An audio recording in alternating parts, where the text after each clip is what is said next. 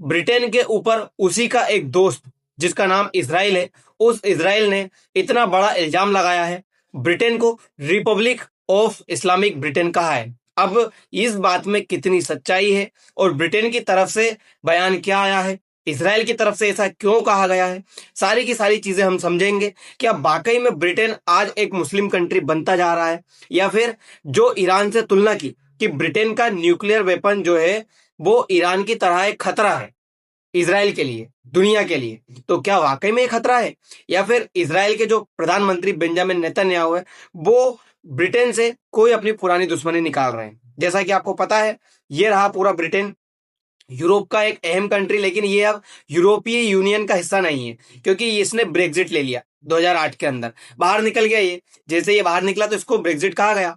आप पहले 28 कंट्री हुआ करते थे, अब 27 कंट्री बचे हुए हैं, तो यूरोपियन यूनियन से इसका बाहर निकलना ब्रेग्जिट कहलाया और यूरोप का सबसे इंपॉर्टेंट कंट्री बताया जाता। इसने लगभग दुनिया के 57 से 58 कंट्रियों के ऊपर राज किया था। अब इतने कंट्रियों के ऊपर राज करने के बाद आज ब्रिटेन की यह हालत है कि उसको कोई भी आकर के कुछ भी कह जा रहा है। इजराइल जिसको बनाने में ही ब्रिटेन का हाथ था, आज उसी इजराइल की तरफ से ये बयान निकल कर आया। ये बेंजामिन नेतन्याहू के द्वारा इस तरह का इल्जाम लगाना ब्रिटेन से बर्दाश्त नहीं हुआ। ब्रिटेन ने अपनी फॉरेन पॉलिसी में चेंजेस कर दिए। ब्रिटेन ने इस तरह की फॉरेन पॉलिसी बदल दी कि वो इजराइल को मदद ही नहीं कर रहा, अब इजराइल की वो हेल्प नहीं कर रहा। ये चीज बेंजामिन नेतन्याहू को अच्छी नहीं लग रही कि जो दोस्त हमेशा से हमारे साथ खड़ा हुआ था, आज वो हमारे द्वारा लिए गए निर्णय को गलत बता रहा है, ब्रिटेन इनके निर्णय को गलत बता रहा है। अब यही चीज इजराइल को अच्छी नहीं लग रही, तो इजराइल की तरफ से बातों के जरिए ब्रिटेन को उलझाने की कोशिशें की जा रही, ब्रिटेन को गलत साबित करने की कोशिशें की जा रही। अब ये कूटनीतिक तरीका बेंजामिन नेतन्याहू का क्या इजराइल के ऊपर हेवी पड़ेगा, या फिर ये कहीं ना कहीं ब्रिटेन की जो फॉरेन पॉलिसी इजराइल के प्रति बदली है उस फॉरेन पॉलिसी को चेंजेस करेगा, खुद के प्रति वापस सॉफ्ट बनवाएगा? क्या ये सब कुछ होगा, जरा उसके बारे में भी देखते हैं। दरअसल होता क्या है, जो बेंजामिन नेतन्याहू है वो एक पॉडकास्ट कर रहे थे, मिलिट्री का पॉडकास्ट चल रहा था इजराइल की तरफ से।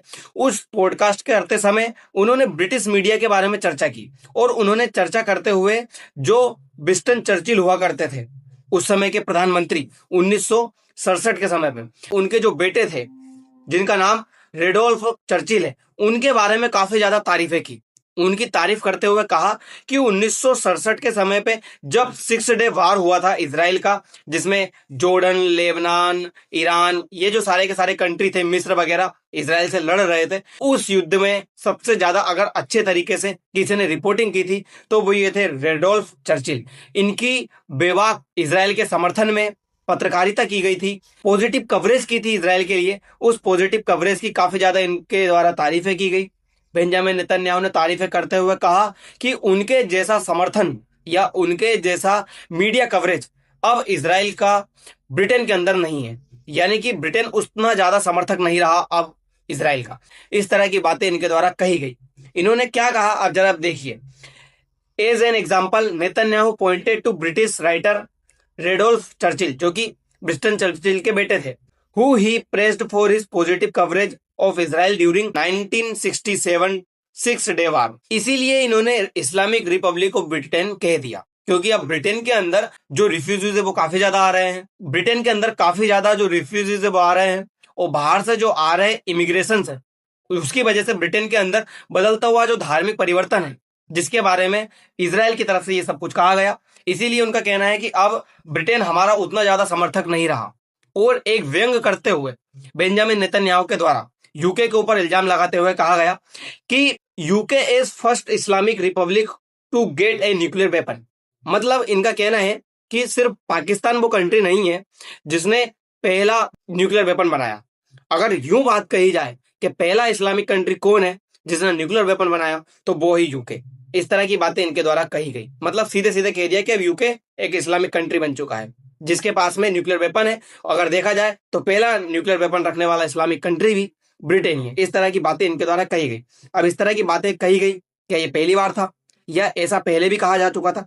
तो 2024 के समय, इलेक्शन के समय पे अमेरिका के उपराष्ट्रपति जेडी वेंस है, उनके द्वारा भी इस तरह की बातें कही गई थी। इनका कहना था कि जो ब्रिटेन की इमिग्रेशन पॉलिसी है वो बहुत बेकार है।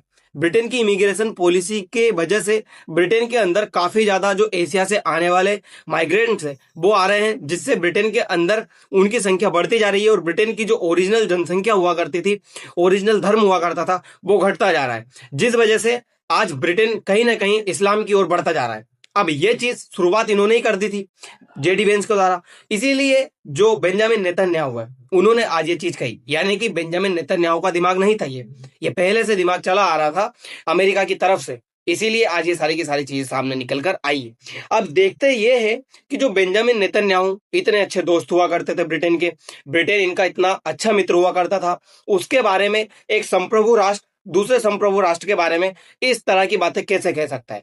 क्या इसके पीछे कोई बड़ा रीजन है, या जो बेंजामिन नेतन्याहू ने बातें कही है उसका कोई निराधार भी है, या फिर यूं ही हवा में तीर चलाया है? उसके बारे में अगर थोड़ा सा रिसर्च करें तो पता चलता है ब्रिटेन की आधिकारिक ऑफिस फॉर नेशन स्टेटिस, जिसके द्वारा 2021 की जनगणना की गई, उसके अनुसार बताया गया था कि ईसाई की आबादी पहली बार घट करके 50% से कम हुई है, जो कि लगभग 46% रह गई है। ये बात तो सच है, ब्रिटेन के अंदर ईसाइयों की जनसंख्या घट रही है, जो कि लगभग पहले 50 से ऊपर हुआ करती थी, अब 46% पर आ गई। लेकिन उसके बाद में जो कोई धर्म नहीं मानता है, जो नास्तिक है, उनकी जनसंख्या 37.2% है। जब देखा जाए तो लगभग 2.2 करोड़ के आसपास लोग रहते हैं। और अगर मुस्लिमों की देखी जाए तो सिर्फ 6.5%, यानी कि लगभग 39 से 40 लाख के आसपास लोग मुस्लिम जो है ब्रिटेन के अंदर निवास कर रहे हैं। मतलब सीधे तौर पर कहा जाए तो ब्रिटेन के अंदर मुस्लिम जो है अल्पसंख्यक आबादी है। अब जो बेंजामिन नेतन्याहू ने ये तीर चलाया है, ये तो निरर्थक हो गया। बेंजामिन नेतन्याहू के द्वारा कही गई ये बात गलत साबित हो गई। लेकिन अब क्या ये बात गलत साबित हुई है, या फिर ये यूं ही चलाई गई है? एक इंटरनेशनल रिसर्च सेंटर है जिसे प्यू रिसर्च सेंटर कहा जाता है। इस रिसर्च सेंटर की अगर बात मानी जाए तो इसका कहना है कि ब्रिटेन के अंदर अगर इसी तरह से ही पॉपुलेशन बढ़ती रही इस्लाम की, तो भी 2050 तक, आने वाले 30 सालों के बाद भी, 3 दशक में भी सिर्फ ये 17% तक ही पहुंच पाएंगे, यानी कि रहेंगे अल्पसंख्यक ही। ब्रिटेन के अंदर मुस्लिमों की जो आबादी है वो इतनी ज्यादा नहीं बढ़ पाएगी। तो कहीं ना कहीं बेंजामिन नेतन्याहू के द्वारा जो बात कही गई है वो एक इल्जाम है ब्रिटेन के ऊपर। और ब्रिटेन के जो की स्टार है उनके द्वारा कहा जा रहा है कि इजराइल हमारे ऊपर बेबुनियादी इस तरह के बयान छोड़ रहा है। अब क्यों छोड़ रहा है इजराइल, उसके पीछे भी कहीं ना कोई रीजन रहा है, उस रीजन की भी बातें करेंगे। देखिए, ब्रिटेन की जो पार्लियामेंट है वो सबसे पहले की लोकतांत्रिक पार्लियामेंट भी कही जा सकती है। अगर देखा जाए तो ब्रिटेन ने दुनिया के ऊपर जो राज किया, जहां जहां से ब्रिटेन निकल कर गया, उस कंट्री के अंदर ब्रिटिश पार्लियामेंट को ही अपनाया गया। हमारे इंडिया के अंदर भी ब्रिटिश पार्लियामेंट को अपना लिया हमने, लेकिन ब्रिटिश के अंदर थोड़ा सा चेंजेस है। हमने हमारी पार्लियामेंट में गणराज्य बनाया, और ब्रिटेन गणराज्य नहीं है। गणराज्य का मतलब यह है कि जो राज्य का प्रमुख है वो चुना जाए, उसका चुनाव हो। हमारे यहाँ पे जो प्रेसिडेंट है, राष्ट्रपति, उसका चुनाव होता है, इसलिए हम एक गणराज्य है। लेकिन ब्रिटेन के अंदर उनका चुनाव नहीं होता है, राजशाही चली आ रही, जिसे कॉन्स्टिट्यूशन मोनार्की कहा जाता है, संवैधानिक राजतंत्र। अब यही चला आ रहा है ब्रिटेन के अंदर, अब यही जो चला आ रहा है, इसीलिए ब्रिटेन जो है गणराज्य नहीं है।